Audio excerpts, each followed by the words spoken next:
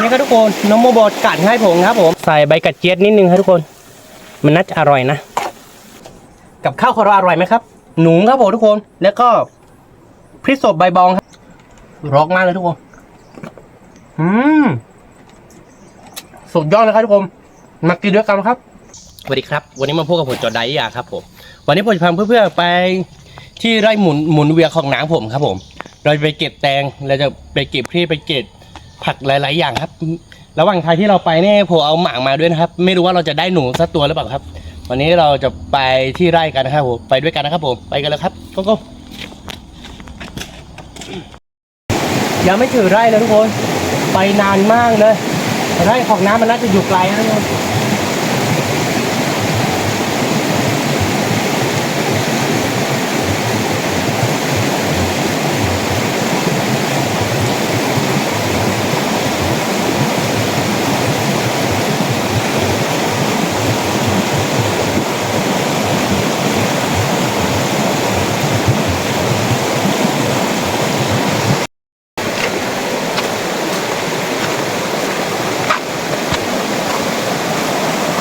มองหาอะไรคะจอด้าครับถามดูว่าระหว่างทางที่ไปที่ไร่นี่มีผลไม้ป่าหรือเปล่าทุกคนถ้ามีผลไม้ป่าเนี่ยเราจะเก็บกินครับทุกคน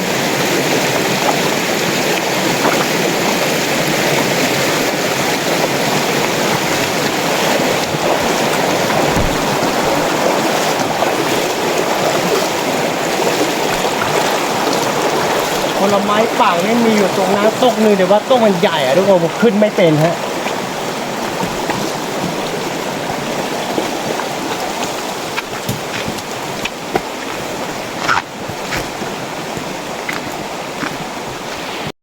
เพื่อนๆมันที่ไร่ด้วยกันไหมครับที่ไร่ของน้าผมเนี่ยเขาบอกว่าปลูกอะไรหลายอย่างนะทุกคนมีมะเขือขมแล้วก็พริกแล้วก็มีแตงกวาด้วยผมจะลองไปดูว่ามันมีเยอะขนาดไหนแล้วก็ผมจะได้กินหรือเปล่านะครับวันนี้ไปแล้วครับนี่มีต้นชะอมปังเยอะแยะเลยทุกคนแต่ว่าตอนนี้มันไม่มียอดฮะ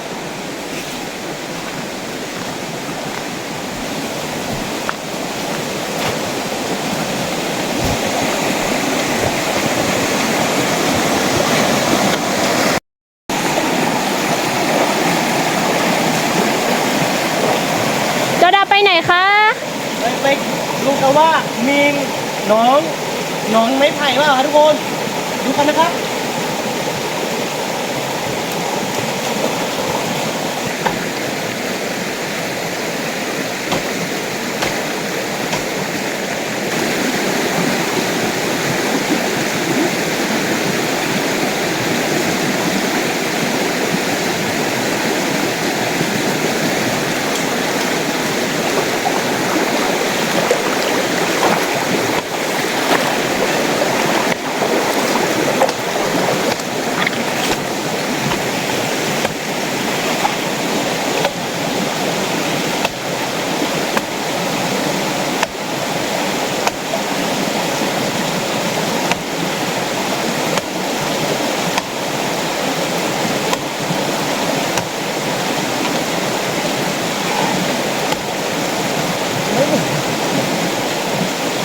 ดูทุกคนไม่มีเลยครับมีแต่น้ำครับผมมีแต่น้ำครับที่มีหนองไม้ไผ่นะทุกคนแต่ว่ามันไม่มีครับ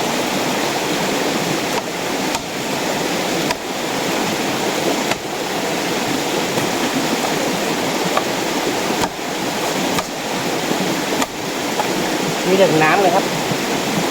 ไม่มีพวงเลยทุกคนเดี๋ยวเราไปหากระต่องครับหรือว่าเราอาจจะเจอเนื้อคนอื่นบ้างเนาะมีแต่คนหาได้แต่ว่านี่เราหาครั้งแรกครับทุกคนเราก็ดูไม่ออกด้วยครับเราไปกระต่องครับเผื่อว่าเราจะเจอครับผม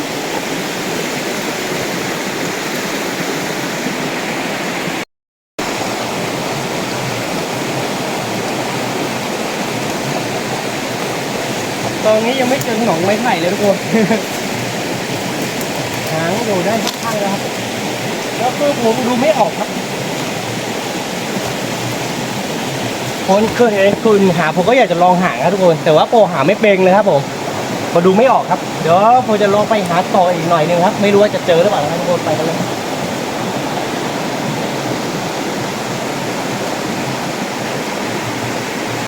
คนมีเห็ดนะครับเห็ดนี้กินได้นะทุกคนแต่ว่าคือมันมีไม่เยอะครับนี่เห็ดนี้กินได้ครับทุกคนคือสวยอยู่ครับดอกนี้กินได้อยู่ฮะนี่มีหลายดอกนะทุกคนมีอยู่หลายดอกนะแต่ว่าคือมันไม่เยอะฮะเราไม่เก็บให้ทุกคนเดี๋ยวเราจะไปหาหนอนไม้ไผ่กันครับ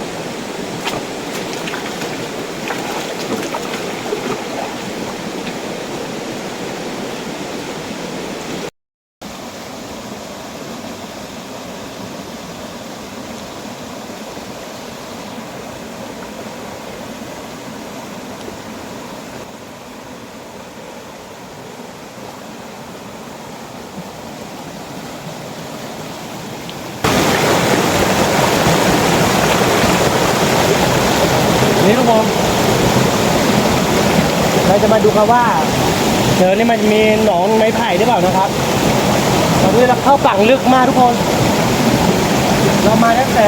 เช้าตอนนี้ก็ใกล้จะเที่ยงนะครับแต่ไม่เจอแล้วผม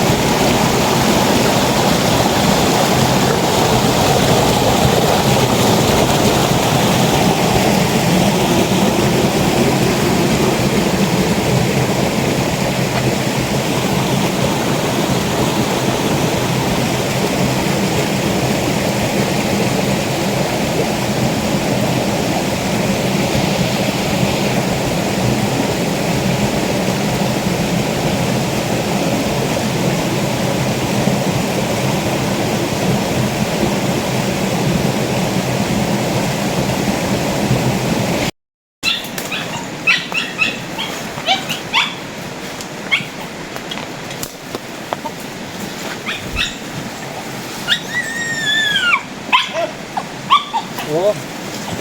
ร้านสีเขียวอยู่เลยทุกคนรักเยอะมากผมไม่รู้ว่ามันมีตัวไหนนะหรือว่ามันหนีออกไปแล้วทุกคนอ๋อไม่เหลือเลยนี่ใส่ที่เยอะหน่อยแม่ที่อันนี้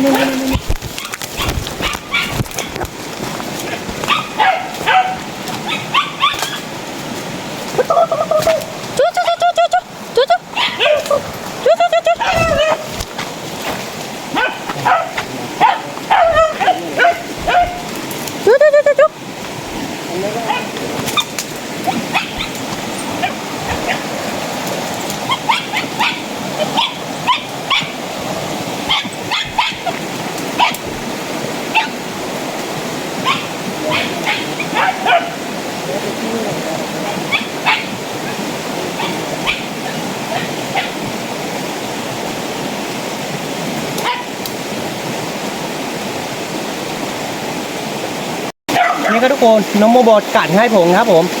คือผัวไล่ไม่ถากครับน้องโมบอกกัดให้ได้1 ตัวนะครับผมแล้วก็เราหางหนอนไม่ไผ่ไม่ได้ครับทุกคนเพราะว่าเราหาไม่เป็นครับเพื่อนๆคนไหนที่หาเป็นก็เมย์บอกผมด้วยนะครับผมหาไม่เป็นจริงๆครับทุกคนผมหามาไม้ไผ่ต้องใหญ่มาแล้วก็ผมไปตักมาเยอะแล้วแต่มันไม่มีครับผมเราไปผ่างดูเป็นพ่อทองแต่ไม่ได้ครับเพราะผมหาไม่เป็นครับเพื่อนๆเดี๋ยว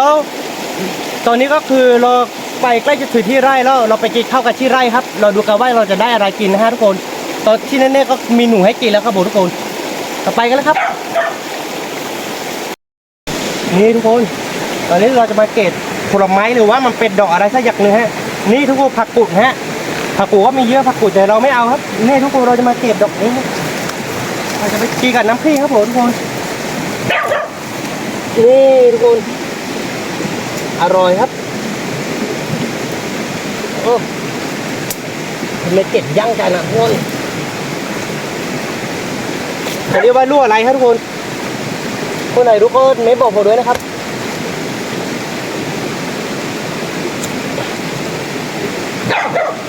ถ้าเป็นปากกันยอนนี่เขาเรียกว่าลูกอิดแดงครับถ้าเป็นภาษาไทยผมก็ไม่รู้ครับทุกคน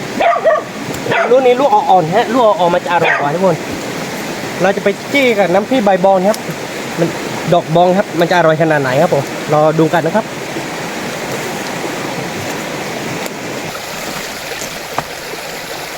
นี่ทุกคนมันเกิดดอกบอลกันดอกบอลเยอะมากเลย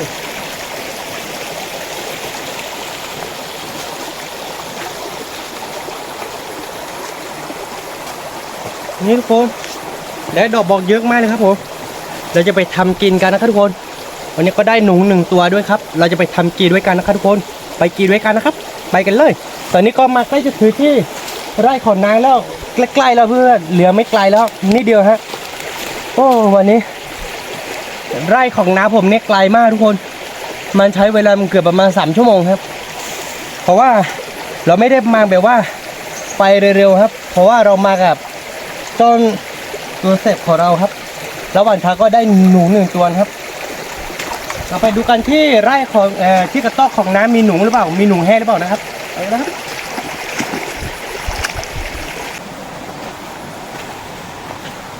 ไปแล้วครับทุกคนนี่อันนี้กระต๊อบของน้าผมครับผมแล้วก็มีแตงกวาด้วยทุกคนแล้วน้าบอกว่าที่ไร่ข้าวโพดที่ไร่ข้าวเนี่ยทุกคนมันมีเขาจะปลูกพริกสดแล้วก็มันมีพริกสดแล้วก็มันมีมะเขือขมอ่ะลูกอะไรผมก็เรียกไม่ถูกนะทุกคนนี่ทุกคนแตกวันครับมากินไหมครับทุกคนกินได้นะครับเราจะลองกินลูก 1ก่อนนะครับทุกคนตอนนี้เหนื่อยครับมาไกลมากๆแล้วก็เหนื่อยแล้วครับทุกคนเรากินแต่กวาแบบว่าหวานเลยเปล่าครับทานได้ครับสุดยอดแล้วก็เราทานกับข้าวกันที่นี่โดยพอเป็นกลิ่นพึ่งครับนี่ครับทุกคนผมบันทึกไร่ของน้าผมนะครับผมดูครับทุกคนนี่ไกลมากทุกคนแกปลูกหลายอย่างนะทุกคนแกบอกว่ามันเก็บพริกแล้วก็มะเขือขมได้เลยเดี๋ยวผมจะลองไปดูว่ามันมีเยอะหรือเปล่านะทุกคนนี่ครับทุกคนน้าของผมปลูกทั้งงานเนี่ยต้นงานแล้วก็ข้าวเหนียวครับผมแล้วก็มีมันสับปะหลังหน่อยนึงครับแต่ไม่ได้เยอะนะทุกคน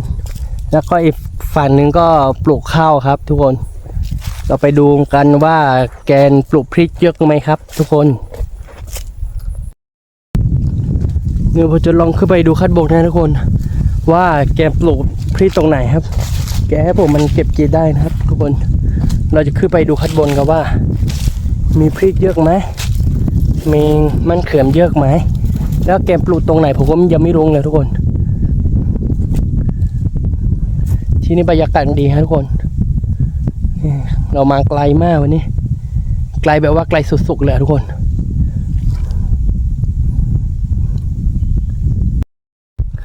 ปีนี้ข้าวไม่ค่อยสวยนะทุกคนที่ผมปลูกไว้ในที่นังนี่ของผมนี่ตอนนี้มันตายเกือบหมดแล้วทุกคนปีนี้ไม่รู้เป็นอะไรครับมีแมลงเยอะมากนะครับผมนี่ของน้าผมนี่ไปเข้าไร่เบนนี่ก็พอใช้ได้อยู่นะครับแต่ว่าต้นมันไม่ได้สวยมากนะทุกคนแต่ก็พอใช้ได้อยู่ครับนี่ครับทุกคนผมขึ้นมันถือยอดของไร่ของน้าผมแล้วนะครับแต่ว่าผมยังหาต้นมะเขือต้นพริกไม่เจอเลยทุกคนไม่รู้ว่าแกมปลูกไว้ตรงไหนนะครับผมก็ไม่รู้นะทุกคนแล้วก็ผมขึ้นมาคาร์บอนนี่ร้อนมากแล้วก็ผมจะพังอยู่ที่กระต๊อบของน้าก็พังไม่ได้เพราะว่าทากับต๊อบอยู่คาร์บอนหลังนึงไม่มีหลังคางเลยทุกคนพังไม่ได้ครับแล้วก็น่าจะหามะเขือไม่เจอนะทุกคนแล้วก็พริกเราน่าจะหาไม่เจอฮะแต่ไม่รู้ว่าเราจะเจอหรือเปล่านะเดี๋ยวผมจะไปหาต่องถ้าไม่เจอก็คือจะไปหาขนกีในกระต๊อบของน้าไม่รู้ว่าจะมีพริกหรือเปล่านะครับทุกคนในกระต๊อบของน้าก็มันมีต้นพริกอยู่โต้2 ต้นนะทุกคนแต่ผมไม่รู้ว่ามันมีลูกหรือเปล่าผมไม่ได้สังเกตดูเมื่อกี้เดี๋ยวผมจะลงไปข้างล่างดูนะฮะว่าเจอต้นพริกกับต้นมันเขือหรือเปล่านะครับทุกคนเอาไปกันเลยครับนี่ทุกคนผมมาไกลมากผมเราข้ามภูเขาไปหลายลุ่มนะเพราะผมอยู่ตรงภูเขานู้นครับผมต้องมาไกลมากเลยครับทุกคนมาแบบว่าไกลมากๆเพราะว่าผมอยากจะมาเที่ยวที่ไร่ของน้าครับน้าบอกว่ามีต้นพริกมีอะไรให้กินเยอะครับผมมาแล้วแต่ว่าผมหาไม่เจอนะไม่รู้ว่าแกปลูกไว้ตรงไหนครับแกปลูกไว้อีกฝั่งนึงหรือเปล่าผมยังไม่รู้นะครับผมไปดู สูตรไร่ของแกงแล้วแต่ว่าผมยังไม่เจอฮะทุกคนแล้วผมจะลงไปดูข้างล่างกันนะฮะว่ามันจะมีหรือเปล่าถ้าไม่มีก็คือไม่เป็นไรเดี๋ยวเราจะไปหาในขอนกีในกระต๊อบก็ได้ฮะทุกคนมันที่ไร่ของนางเนี่ยตอนนี้เข้าเนี่ยทุกคนมาอดดอกออกผมนะทุกคนนี่ฮะอีกไม่นานก็ถือเวลาเก็บเกี่ยวแล้วทุกคนก็มีออกบ้านยังไม่ออกบ้านนะครับทุกคนอีกไม่ถึงเดือนหรอกมั้งครับน่าจะไปเดือน10เนี่ยเขาน่าจะเก็บเกี่ยวนะทุกคนโหหารขอนกีไม่จังนะครับผมจะลงไปข้างล่างนะครับผมจะลงไปที่กระต๊อบขอบน้าผมนะฮะว่ามีพรินให้กินหรือเปล่านะครับที่กระต๊อบของน้ำก็เขาน่าจะมันเก็บข้าวสารไว้วันนี้ผมไม่ได้เอาอะไรมาไม่ได้ห่อข้าวมาด้วยทุกคนตอนนี้ก็คือร้อนมากนะทุกคนเดี๋ยวของตัวโลนไปข้างล่างก่อนนะครับเอาผมลงมาฝั่งนี้แล้วทุกคนเจอมันสับปะหลังน้ำมันโปรดมะเขือขมตรงนู้นทุกคนที่โลบนะฮะมันมีต้นพริกอยู่แต่ว่าผมจะลงไปดูว่ามันมีลูกหรือเปล่ามาออกลูกหรือยังฮะเราไปดูกันนะครับทุกคนลงไปกันเลยไปถึงต้นพริกแล้วทุกคนคือว่าน้ำมันปลูกไว้ที่ไร่ที่ปลูกข้าวไว้ทุกคนผมก็เลยไปฝั่งนู้นครับยังไม่เจอนะครับผมเราขึ้นมาข้าบงแล้วก็ลงมาฝั่งนี้ปลูกไว้ฝั่งนี้ผมไม่รู้ครับมีรูหนูนะทุกคนมีรูหนูนี่ทุกคนมีรูหนูอยู่รูนึงครับแต่ไม่รู้ว่ามีตัวแล้วเปล่าผมไม่รู้ครับนี่นะครับทุกคนเราจะไปเก็บพริกกันนะครับทุกคนพริกกำลังออกดอกนะทุกคนยังไม่มีลูกเลยแต่ก็มีอยู่นะมีลูกแล้วแต่ว่ามันมีไม่เยอะนะทุกคนแต่มันเป็นเหี่ยวต้องลงไปย่างหน่อยนึงทุกคน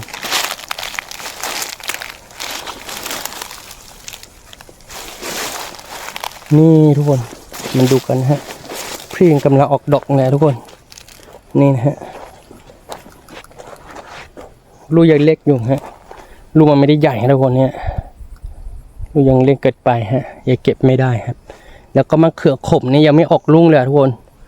มะเขือขมตกดำฮะออกลูกแล้วทุกคนแต่ว่าลูกไม่ได้ใหญ่ฮะลูกยังเล็กอยู่ฮะดูทุกคนลูกยังเล็กมากนะฮะ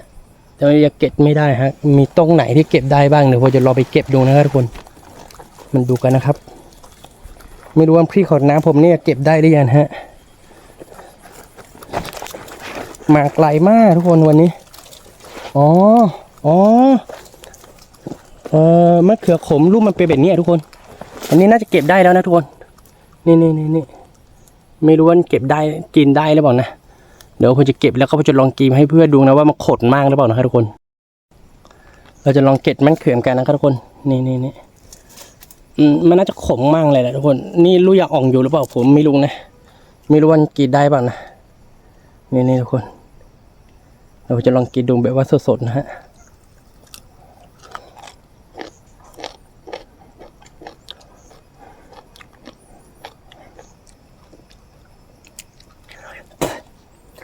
ขมมากเลยทุกคนนี่อีต้มหนึ่งก็มี2-3 ลูกนะทุกคนแต่ว่าไอ้ต้มหนึ่งนี่ตายแล้วทุกคนหรือว่าอากาศร้อนก็ไปผมก็ไม่รู้แห้งต้มนี้ตายแล้วทุกคน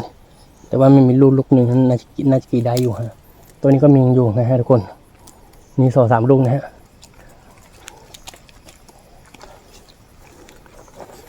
ไม่รู้ว่าอะไรโคชอมกินหรือเปล่านะครับผมก็ไม่แน่ใจนะทุกคนส่วนผมนี่ก็กินได้อยู่นะมันขมแบบนี้ก็พอกินได้อยู่ครับทุกคนปกติผมก็ชอบกินของที่มันขมอยู่แล้วทุกคนมันเป็นแบบว่ายอดมันล่างเพื่อนนี้ผมก็ชอบกินฮะลูกมะระเพื่อนนี้ฮะผมก็ชอบกินฮะแต่ว่ามะเขือขมเนี่ยผมไม่ค่อยชอบกินนะทุกคนบอกตรงๆนี่คือผมไม่ชอบกลิ่นฮะนี่ทุกคนมันดูมีรูแมมูฮะแมมูน่าจะตัวใหญ่นะทุกคนไม่รู้ว่าแมมูรูแมมูแบบนี้แมมูนี่ถ้าขูดได้นี่มันกินได้แล้วผมไม่รู้นะทุกคนผมยังไม่เคยลองกินฮะโอ้มะเขือขมลูกเยอะมากเลยทุกคนเดี๋ยวผมจะถ่ายให้ดูนะฮะนี่ครับทุกคนออกลูกเยอะมากแล้วก็แต่ละต้นก็มีลูกเยอะนะทุกคนนี่ลูกมันเป็นแบบนี้ทุกคน มันจะใหญ่แบบนี้ฮะแบบว่าที่เมื่อกี้ได้แล้วทุกคนนี่ตัวนี้มันน่าจะตายฮะทุกคนมีอยู่หลายลูกนะฮะเราจะเก็บนะฮะทุกคนตัวนู้นเยอะจัดทุกคนตรงนู้นเยอะมากนะครับแต่ผมน่าจะกินไม่ไหวนะคนของเก็บแค่ดีไม่กี่ลูกก็พอนะครับอ๋อมะเขือขมมันเป็นแบบนี้นี่เองทุกคนดูหน้าตามันเป็นแบบนี้ฮะมันไม่อร่อยนะทุกคนบางคนก็ชอบกินบางคนก็ไม่ชอบกินฮะเพื่อนๆที่แมมมูนี่กินได้เปล่าครับเพื่อนๆผมถ่ายดูเจ้าตัวน่าจะอยู่ข้างในนะทุกคนผมไม่รู้ว่ากินได้หรือเปล่านะฮะทุกคนถ้าขุดได้อะตัวน่าจะใหญ่นะตัวสีดำๆอ่ะทุกคนเคยเห็นตัวอยู่เดี๋ยวเราจะลงไปที่กระต๊อกกันนะครับทุกคนเราจะไปดูกันว่าตอนนี้ตากล้องขโมยทานกับข้าวสุกหรือยังครับนี่ทุกคนระหว่างที่ผมไปหางพรี่แล้วก็มะเขือขมนี่ตากล้องหูเขาให้ผมสุกแล้วทุกคนอร่อยแน่นอนครับแล้วก็ผมก็จะคั่วพรี่ก่อนนะครับแล้วก็จะตำพรี่แล้วก็จะใส่ดอกบองครับทุกคนจะใส่ดอกบอลฮะคั่วพริกก่อนนะครับทุกคนคั่วพริกแล้วก็จะตำพริกแล้วก็จะต้มดอกบอลแล้วก็จะคั่วให้เข้ากันนะทุกคนอร่อยแน่นอนครับแล้วก็เราจะทานกับข้าวหนูนะครับทุกคนวันนี้ได้หนู1ตัวด้วยยังไม่ได้เผาโขงหนูเลยครับผม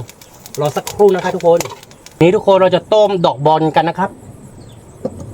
มาที่ปังนี่อร่อยแน่นอนทุกคนต้มดอกบอลก่อนนะครับขอปิดฝาหน่อยนึงครับผมแล้วก็เราจะตามพริกฮะแล้วก็เราจะใส่รวมกันแล้วก็จะไปเก็บใบเปรี้ยวสักหน่อยนึงใบกระเจี๊ยบฮะแล้วก็มันใส่ครับวันนี้น้ำผมมาที่กระต๊อบของน้ำมาที่ไร่ของน้ำเนี่ยผมไม่เจอน้ำผมเด้อไม่รู้ว่าน้ำผมไปไหนครับไม่เป็นไรผมขอทำกับข้าวก่อนนะครับทุกคนลองดูว่าหน้าตามันจะเป็นยังไงครับนี่ครับทุกคนเราจะเผาขนหนูก่อนนะครับเผาขนหนูแล้วก็เราจะทำเมนูอะไรครับเราดูกันนะครับทุกคนเขาเผาขนหนูก่อนนะครับกลิ่นไหม้นี่หอมแล้วทุกคนตอนนี้คือหิวข้าวแล้วหิวข้าวนี่ได้กลิ่น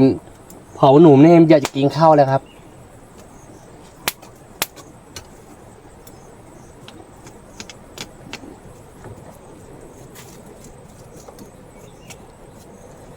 นี่ครับทุกคนหนูตัวใหญ่มากทุกคนวันนี้เราจะทำเมนูเราจะแกงหนูหรือว่าต้มหนูนะทุกคนแล้วก็เราจะทำน้ำพริกดอกบอลหรือว่าใบบอลผมก็เรียกไม่ถูกนะทุกคนเราดูกันว่าหน้าตามันจะเป็นยังไงแล้วก็มันจะอร่อยขนาดไหนครับนี่ทุกคนเอาขนออกก่อนนะฮะนี่ก็ทุกคนตอนนี้เผาขมหนูเสร็จแล้วครับเดี๋ยวผมจะไปผังแล้วก็ผมจะไปย่างหน่อยนึงแล้วก็เราจะมันเขาเรียกว่าอะไรเขามันสับหรือว่ามันตักนะทุกคนแล้วก็เราจะทำกับข้าวกันฮะเราดูกันว่าวันนี้จะทำกับข้าวเมนูอะไรครับเราดูกันนะครับผมนี่ทุกคนตอนนี้เราจะแกงหนูแล้วนะครับผมดอกบอมของเรานี่มันน่าจะสุดแล้วทุกคนเราจะโยนโลก่อนนะครับโอ้ร้องมากเลยทุกคนเราจะย่งโรดอกบอลก่อนนะครับแล้วก็เทน้ำออกครับทุกคนขอเทน้ำออกก่อนนะครับแล้วก็เราจะแกงหนูแล้วครับผม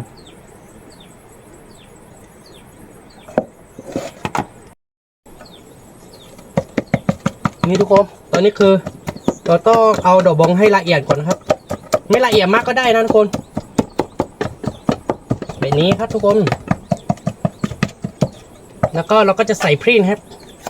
พริกเราคั่วบอยเมื่อกี้นะฮะอร่อยแน่นอนทุกคนพริกน่าจะเผ็ดน่าจะเยอะไปหน่อยทุกคนใส่พริกเยอะมากครับใบบอลมีแค่นี้เดียวครับทุกคนเพราะว่าพอเก็บใบบอลก็ได้ค่อนข้างเยอะอยู่นะทุกคนกินอิ่มแน่นอนครับนี่ดูทุกคนหน้าตาเป็นยังไงบ้างครับหน้าตาน่ากินไหมครับทุกคนเดี๋ยวผมต้มก่อนนะครับต้มแป๊บเดียวครับก็สุดแล้วทุกคนนี่ครับทุกคนตอนนี้คือผมต้มหนูนะครับผม ใส่ใบกระเจี๊ยบนิดนึงครับทุกคนมันน่าจะอร่อยนะเคลือบดูก็ไม่ได้มีมากครับทุกคนมีกระเทียมหอมแดงครับที่กระต๊อกของน้าผมครับผมดูหน้าตาน่ากินไหมครับทุกคนตอนนี้ยังไม่สุกครับทุกคนต้องรอสักครู่นะครับลองดูว่าตรงที่มันสุกแล้วหน้าตามันจะเป็นยังไงบ้างนะครับทุกคนมันน่าจะอร่อยครับหอมมากเลยทุกคนรอสักครู่นะครับนี่ครับทุกคนตอนนี้คือ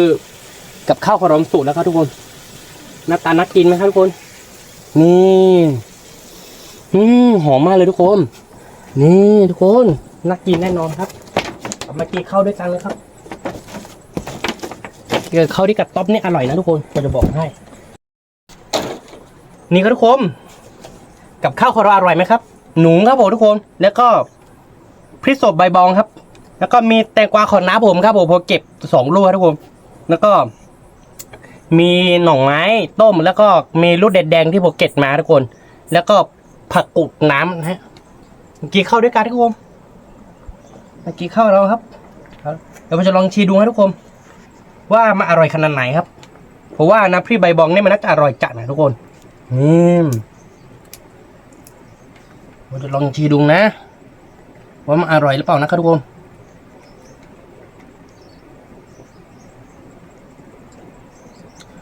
ร้อนมากเลยทุกคน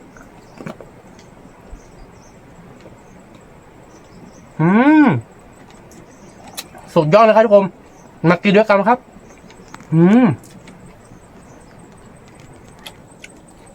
นี่ครับทุกคนมากินด้วยกันไหมครับน้ำพริกใบบองนี่อร่อยมากทุกคนโอ้โหสุดจัดนะครับ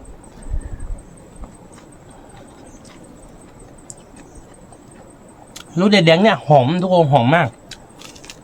หอมและอร่อยมากด้วยทุกคน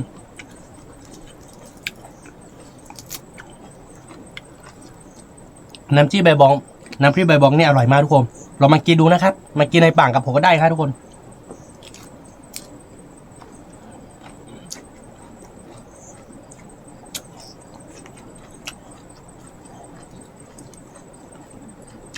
อร่อยมากทุกคน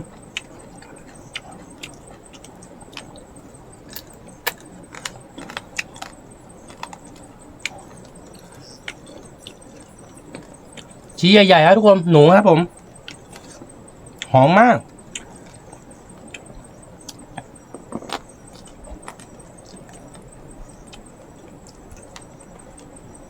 จะปีให้ครมครับทุกคนแตงครับ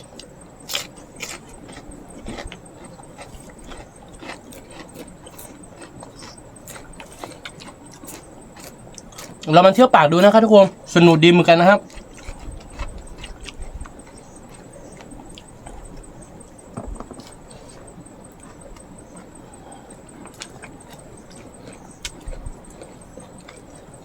ลูกเด็ดแดงนี่อร่อยที่สุดทุกคนเพราะมันหอมมาก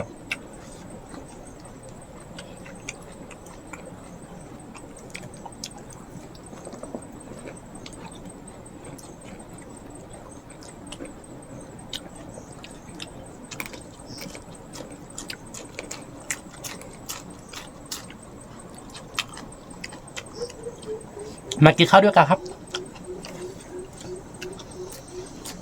หนุ่มก็อร่อยนะทุกคนแล้วก็หน่อไม้ต้มน้ำของผมต้มไว้ทุกคนพวกกับว่าผมมาห่างนางแล้วก็ระหว่างทางคือผมมาห่างหนูมาเก็บผักแล้วก็จะมากินข้าวกับนางแต่ว่าน้าผมไม่อยู่ครับไม่รู้ว่าไปไหนครับพวก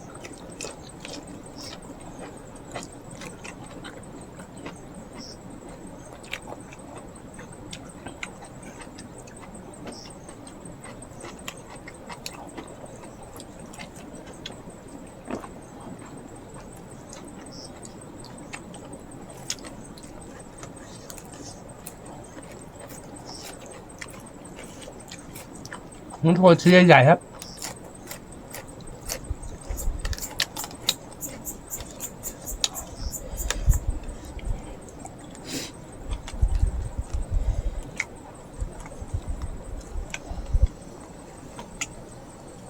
ผักกูดนี่กินดีนะทุกคน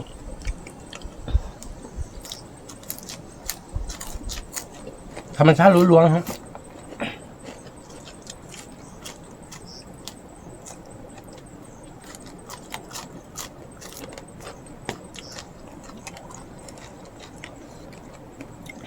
น้ำพริกใบบอลเนี่ยอร่อยมากทุกคนน้ำพริกใบบอลก็อร่อยแบบว่าผมอธิบายไม่ถูกครับอร่อยมากทุกคนกินคู่กับ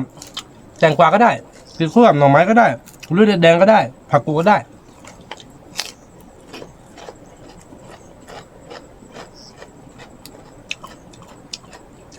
เพื่อนๆมากินด้วยกันได้ครับอร่อยมาก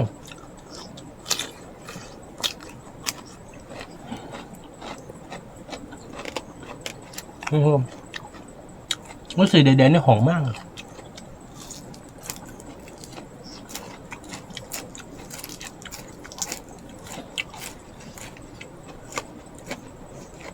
น้ำพริกดอกบอลหรือว่าใบบอลก็ไม่แพงอ่ะทุกคนอร่อยมาก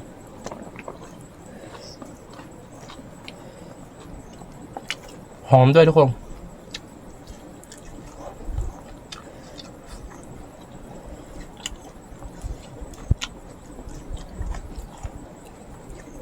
วันนี้อากาศร้อนมากทุกคนมาอยู่ที่กระต๊อบที่ไร่เนี่ยสบายๆครับลมพัดมันเย็นๆครับทุกคน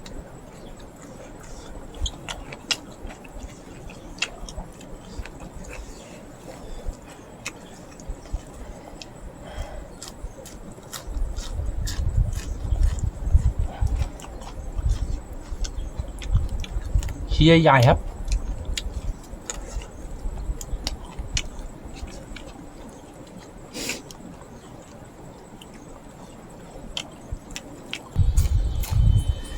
นี่ทุกคนอร่อยมากทุกคน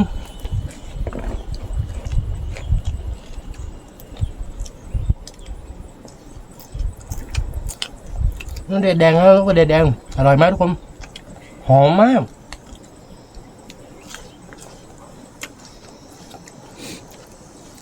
น้ำพริกใบบอลเนี่ยน้ำพริกดอกบอลเนี่ยงั้นพูดถึงทุกคนหอมอร่อย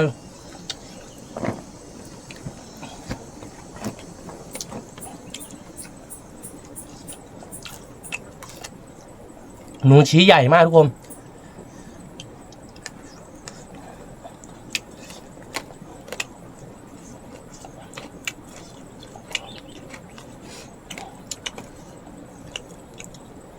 เพื่อนๆคนไหนอยากจะมาเราบรรยากาศแบบธรรมชาติแบบนี้ก็มาด้วยกันได้ครับ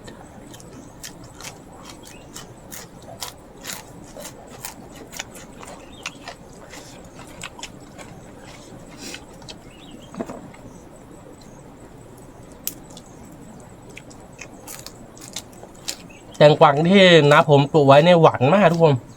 ธรรมชาติมันไม่ได้ใส่ยาอะไรนะครับ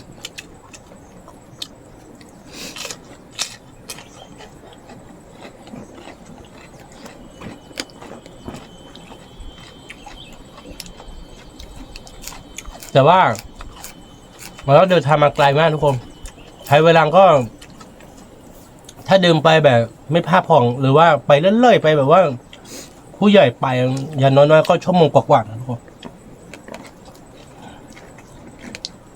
ไกลมาก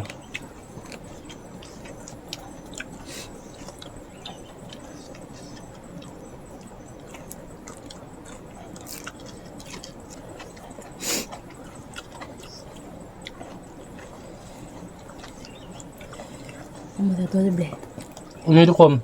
หนูชี้ใหญ่มากเลยครับผมหอมมาก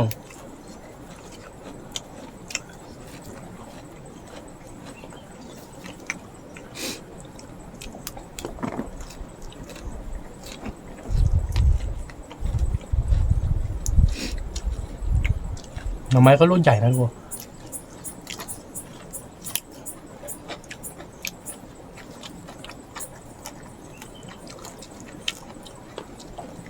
นี่ทุกคนน้ำพริกดอกบอลหมดแล้วทุกคนอร่อยมากหนูครับทุกคนชิ้นใหญ่ๆนะครับ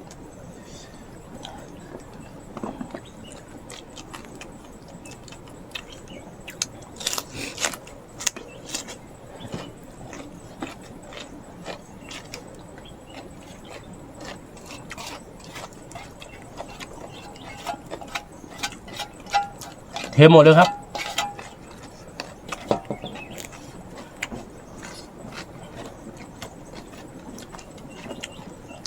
คลุมให้เข้ากัน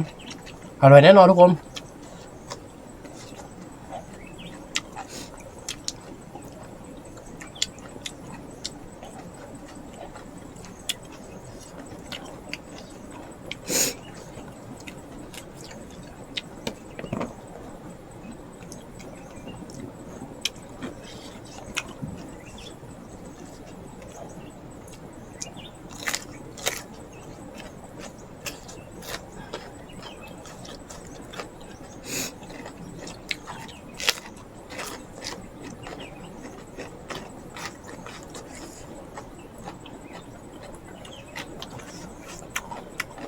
เผ็ดมากทุกคน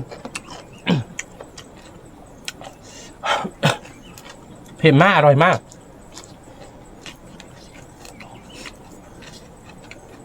เพื่อเข้าปังก็รอทางดอกบองดูนะฮะทุกคนอร่อยนะฮะ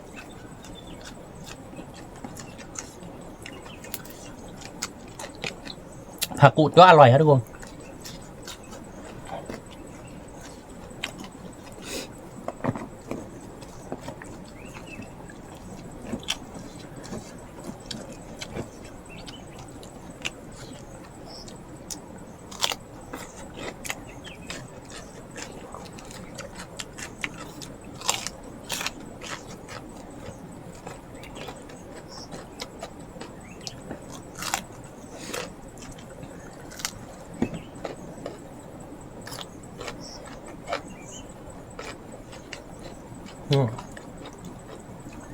มันแต่หัวจะมาขมนะทุกคนนิดนึง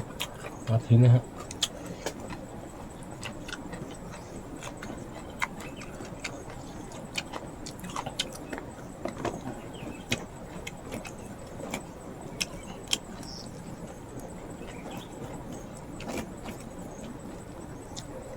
ถ้าเพื่อนๆอยากลองสัมผัสบรรยากาศธรรมชาติในปังไปกินข้าวในปังอร่อยๆก็ลองไปดูครับทุกคนมันสนุกมากครับแล้วก็กินข้าวก็อร่อยมากแล้ววันทางก็ไปเก็บผัดไปเก็บอะไรได้ก็เก็บไปนะทุกคนแล้วก็เราทำดูครับอร่อยมากครับสำหรับที่นี่ก็คงไม่มีอะไรมากครับเพื่อนๆถ้าชอบใจที่ขอร้องก็อย่าลืมกดไลค์กดติดตามช่องกระโบดด้วยนะครับและที่สำคัญอย่าลืมกดกระดิ่งนะฮะเพื่อไม่พลาดคลิปใหม่ๆครับผมเจอกันคลิปวิดีโอหน้าครับผมสวัสดีครับ